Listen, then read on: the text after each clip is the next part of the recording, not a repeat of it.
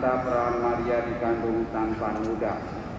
Dan pada kesempatan itu kita bersama-sama bersyukur karena dua diakon akan ditabiskan menjadi imam, yaitu Andreas Dini dan diakon Sidurus Adri Santo Yanto Saputra. Kita tahu bahwa dengan bertambahnya petugas pastoral tertabis ini, gereja semakin berkembang karena tentu akan semakin banyak paroki yang bisa dilayani. Dan kebetulan pada raker yang lalu ada 4 paroki yang akan memekarkan. Dengan demikian akan bertambah menjadi 4 paroki lagi. Adapun tema yang diambil oleh mereka, secara umum mereka mengambil tema yang diambil dari kitab Nabi Yesaya, inilah aku, utuslah aku.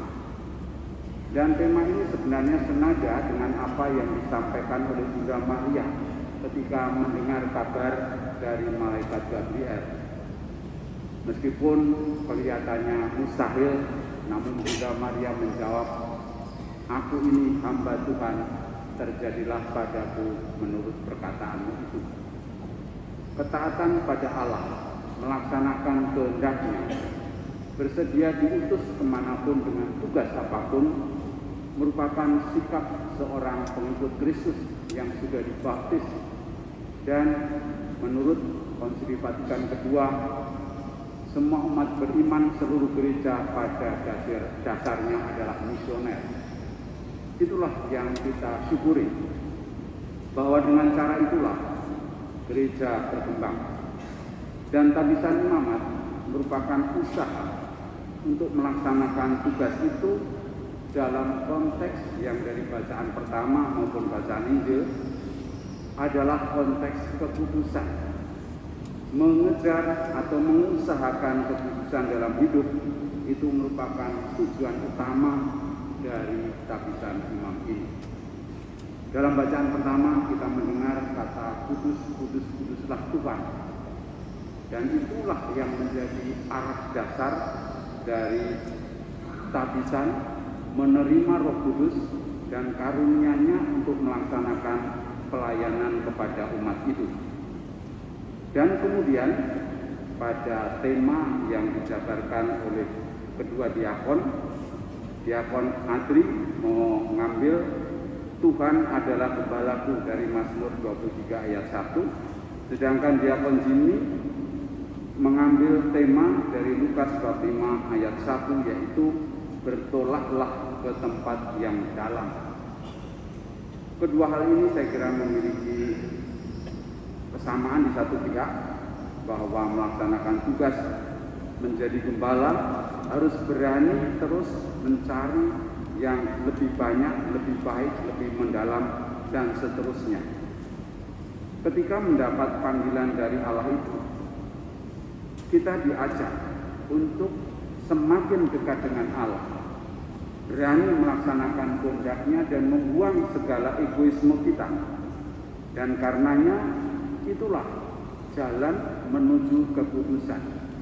Dan itulah jalan yang diusahakan agar kita lebih dekat dengan Allah dengan segala kehendak-Nya, daripada kita mengikuti hal-hal yang barangkali pada zaman milenial ini memang kelihatan sebagai yang utama, padahal sebenarnya itu hanyalah merupakan sarana dan bukan tujuan.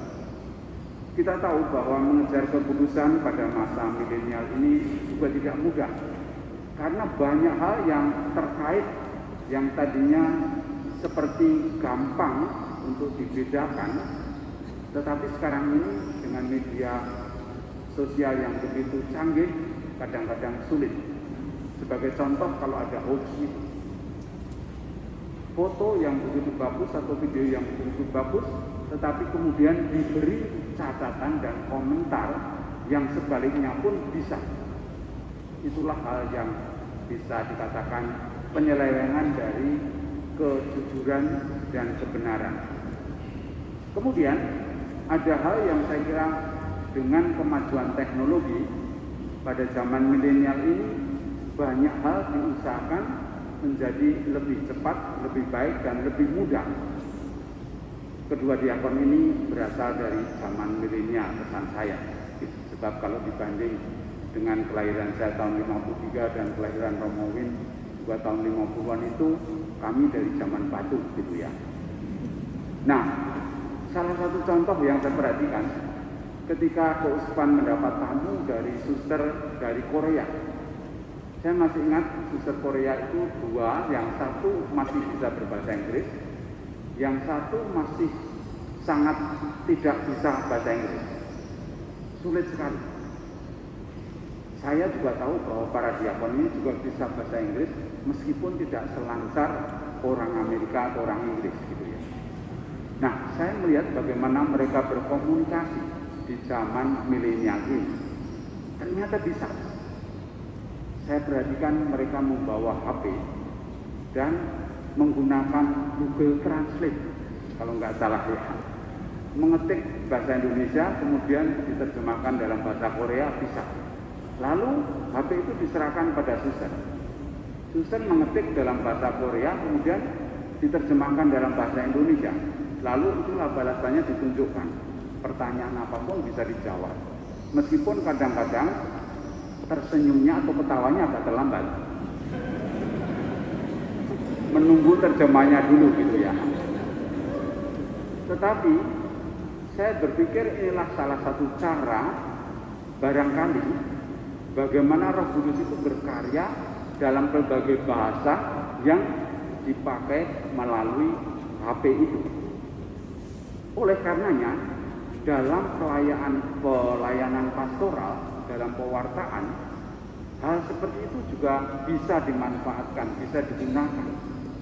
Banyak renungan-renungan yang bisa diedit, bisa dibuatkan video, bisa dibuatkan foto-foto, dan menjadi bahan renungan.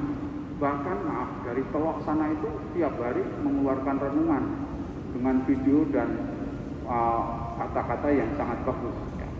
Belum lagi di ujung dunia yang lain, asal terkontaminasi ya, tapi asal ada sinyal dan ada wifi, semua bisa berjalan dengan sebaik-baiknya. Justru di tengah-tengah kemajuan itulah kita ingin agar kekudusan tetap dipertahankan dan bukan sebaliknya dimanipulasi dengan berbagai hal-hal yang negatif. Oleh karenanya, konsekuensi mengikuti panggilan sebagai imam Yesus Kristus yang paling penting di dalam gereja, sekurang-kurangnya ada 3 faktor yang mau dikemukakan. Yang pertama, imam bukan hanya menyiapkan orang banyak menerima Yesus Kristus, tetapi juga menjadikan Kristus hadir di tengah-tengah dunia secara khusus lewat Ekaristi. Oleh karenanya, dengan tabisan ini, mereka dipersiapkan dan kemudian ditugaskan untuk melayani perayaan Ekaristi. Dan ini menjadi kesempatan yang sangat baik untuk membawa umat kepada anugerah hidup abadi, memberikan bekal melalui tubuh Kristus sendiri yang disantap, dan kemudian imamat itu menjadikan Ekaristi menjadi lebih dekat kepada umat. Yang kedua, imam mengikuti jejak para murid Yesus seperti pewartaan Yohanes Pembaptis. Bukan hanya mengkhotbahkan perlunya pertobatan, tetapi lebih dari itu menjadikan kehadiran Kristus yang mengampuni lewat sakramen pengampunan, yaitu pengakuan dosa. Oleh karenanya, selain Ekaristi, persiapan untuk secara kudus merayakannya dan menerima tubuh Kristus diperantarai dengan sakramen pengampunan tadi. Dan yang ketiga, imam itu bagaikan para rasul memaklumkan keselamatan ke seluruh dunia. Dan kabar sukacita keselamatan ini menunjukkan cinta yang tak terbatas dari Tuhan terhadap umat manusia, dan harus diwartakan kepada semua dengan kegembiraan, penuh semangat, antusiasme, dan dedikasi yang menjadikan pelayanan misioner itu menjadi berbuah banyak. Disitulah kita mendapatkan tantangan bagaimana sukacita mewartakan Injil itu mewarnai kehidupan sehari-hari. Dan karenanya juga pewartaan yang disertai kekudusan itulah yang harus dijaga dan dikembangkan melalui doa-doa, ibadat harian, doa pribadi, dan dengan tulus hati, dengan keterbukaan melayani umat sebaik-baiknya. Maka dari itu, Paus Fransiskus dalam Evangelii Gaudium mengatakan bahwa kita mengusahakan kekudusan melalui kehidupan nyata, bukan hanya kehidupan kultis atau ibadat atau doa-doa saja.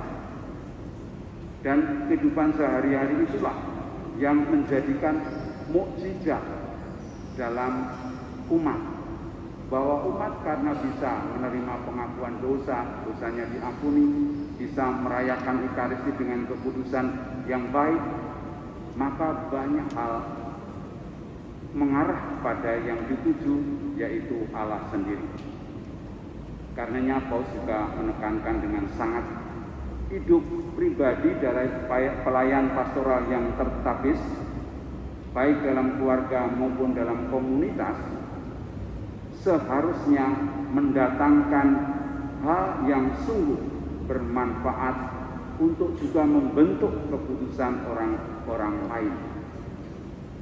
Kegiatan-kegiatan kecil yang kelihatannya tanpa arti, namun juga memiliki banyak manfaat adalah bagaimana kita mewartakan Kristus dengan kehangatan dan cinta.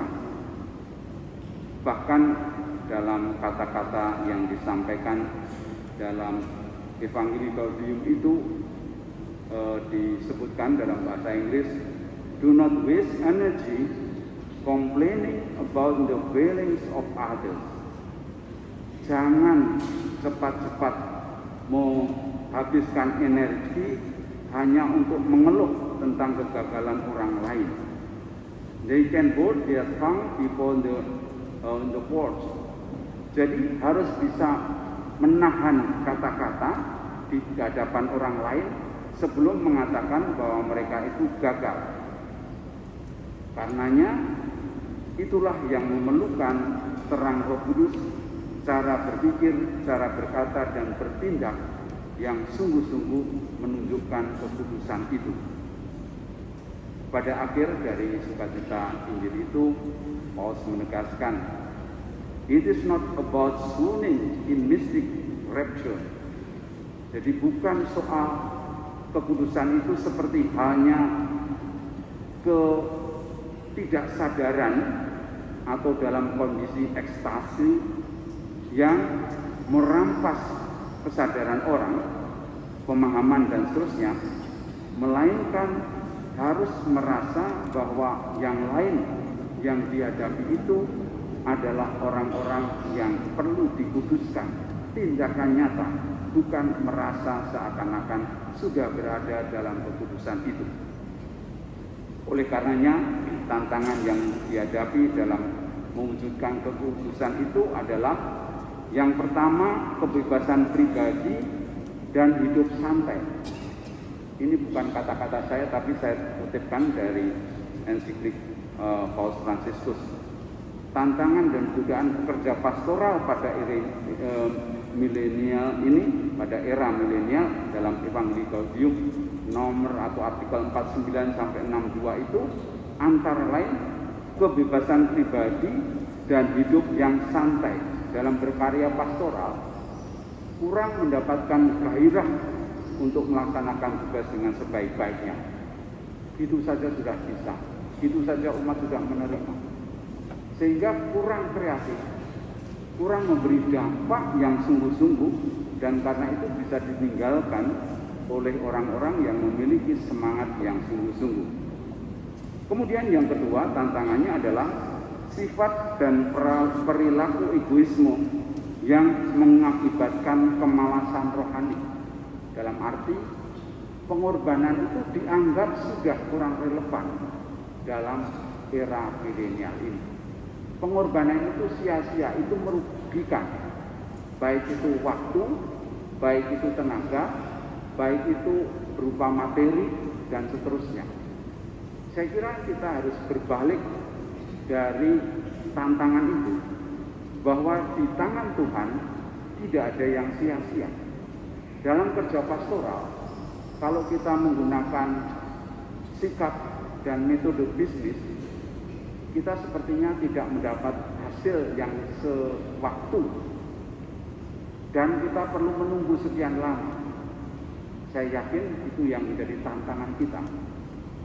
Saya juga tidak mengira bahwa pada awal saya juga tidak mengerti apakah keuskupan bisa berkembang, bertambah umatnya, bertambah parokinya, bertambah imamnya.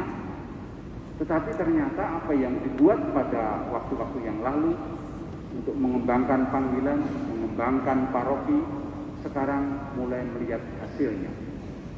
Dan itulah yang saya kira perlu menjadi pedoman dan patokan. Jangan dalam waktu yang singkat sudah menentukan atau mendapatkan hasilnya seperti dalam hitungan hukum dagang itu. Oleh karenanya kita diharapkan untuk ke depan senantiasa bisa bersifat optimis dengan menunjukkan sukacita Injil dalam mewartakan kabar gembira, kabar sukacita dalam konteks kekudusan yang sangat konkret itu. Yang terakhir, untuk seluruh umat, saya kira kita menjadi semakin sadar bahwa panggilan menjadi imam dan biaran-biarawati itu bukan hanya urusan uskup dan para pastor dan suster. Itu adalah urusan kita bersama.